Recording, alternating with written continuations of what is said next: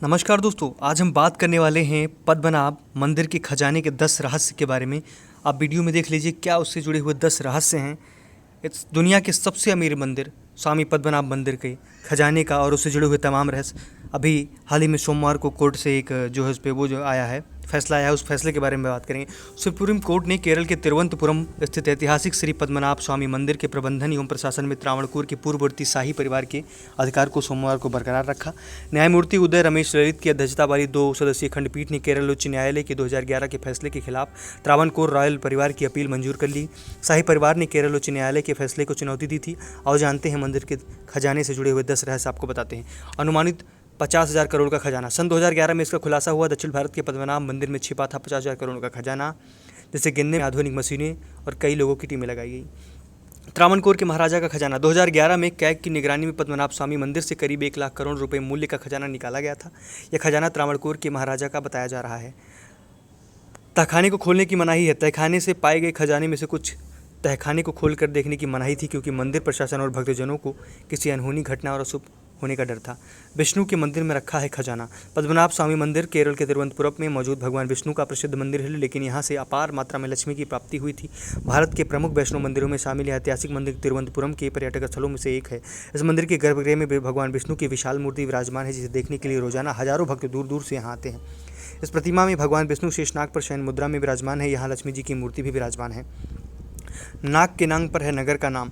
मान्यता है कि तिरुवनंतपुरम का नाम भगवान के अनंत नामक नाग से नाम रखा गया। यहाँ पर भगवान विष्णु की विश्राम अवस्था को पद्मनाभ कहा जाता है। मान्यता है कि सबसे पहले इस स्थान से विष्णु भगवान की प्रतिमा मिली थी, जिसके बाद यहाँ पर मंदिर का निर्माण किया गया। राजा मार्तंड ने कराया था निर्माण। मंदिर का निर्माण राजा मार्तंड ने कराया था। भगवान विष्णु को समर्पित पद्मनाभ मंदिर को त्रावणकोर के राजाओं ने बनाया था।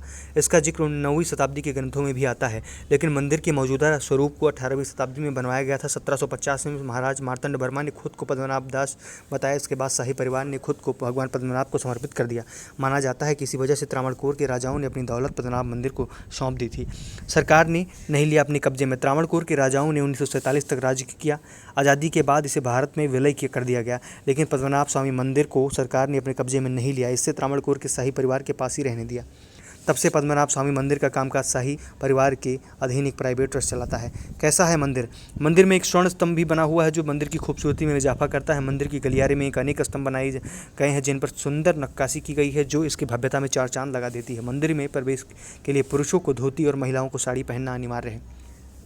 2200 करोड़ डॉलर का खजाना। भारत के केरल में सन 2011 में श्री पद्मनाभ स्वामी मंदिर की सुरक्षा उस वक्त कड़ी कर दी गई, जब यहाँ सर्वोच्च न्यायालय के आदेश पर मंदिर के तहखाने में बने 5 खुफिया दरवाजे खोल दिए, जो सदियों से बंद थे, और हर दरवाजे पर होने पर सोना, चांदी और अंबार मिलते गए, जिनकी अनुमानित कीमत 2200 करोड़ रुपए डॉलर आंकी गई।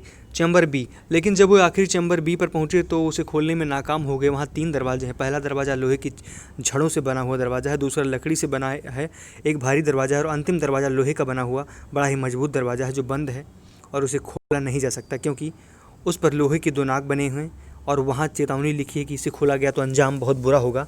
इस पर ना तो ताले लगे हैं और ना ही कोई कुंडी। कहा जाता है कि उसे एक मंत्र से बंद किया गया है। उसे कहते हैं अष्टनाग बंधन मंत्र, मगर वो मंत्र क्या है ये कोई नहीं जानता। वह चैम्बर एक अनोखे सांप से ग्रस्त है। यदि कोई भी उस चैम्बर के दरवाजे तक जाने का प्रयास करता है तो वह बीमार हो जाता है या उसकी मौत हो सकती है। 17 जुलाई 2011 में पहले 5 कक्षों को खोलने के बाद टीपी सुंदरराजन, यानी कि वो शख्स जिन्होंने इस दरवाजे को खुलवाने के लिए अदालत में याचिका दी थी, पहले वे बीमार पड़े और फिर उनकी मौत हो गई। अगले ही महीने मंदिर प्रशासन ने यह चेतावनी जारी कर दी थी कि यदि किसी ने भी उस अंतिम कक्ष को खुलवाने या खोलने की कोशिश की तो अंजाम बहुत बुरा होगा। सबसे बड़ा सवाल यही है कि चैम्बर बी के दरवाजे के आखिर पीछे क्या रखा है? अपार सोना, कोई खतरनाक हथियार, या कि प्राचीन भारत से जुड़ी हुई कुछ ऐसी टेक्नोलॉजी का राज छुपा है जिसे जानकर दुनिया हैरान रह सकती है? या कहीं ऐसा तो नहीं है कि वहाँ कोई ऐसा रास्ता है जो पाताल लोक को जाता हो? या लोग कहते हैं कि वहाँ उसका जो है अरब सागर या कई ऐसे सागरों से जुड़ा हुआ रहस्य दरवाज़ा खुलेगा तो बाढ़ आ जाएगी, प्रलय आ जाएगी। मतलब आखिर क्या है? लोग बोलते हैं कि उसमें बहुत जहरीले 5 फन वाले नाग, मतलब शेषनाग को भी लोग कहते हैं वहाँ पर वो खजाने का वो कर रहा है, मतलब वहाँ की रक्षा कर रहा है। बहुत सारे रहस्यमय तरीके हैं, रहस्यमय चीज़ें जुड़ी हुई हैं। तो ऐसी तमाम जानकारियों के लिए पहले तो चैनल को सब्सक्राइब कर लीजिए। ऐसे ही कई मंदिरों से मिस्टीरियस रहस्य और तमाम जानकारियों के लिए मैं वीडियो बनाता रहता हूँ, उसके बारे में आपको जानकारी मिलेगी। आखिरकार ये 6वां दरवाज़ा खोलने का या कोर्ट का क्या आदेश आता है आगे।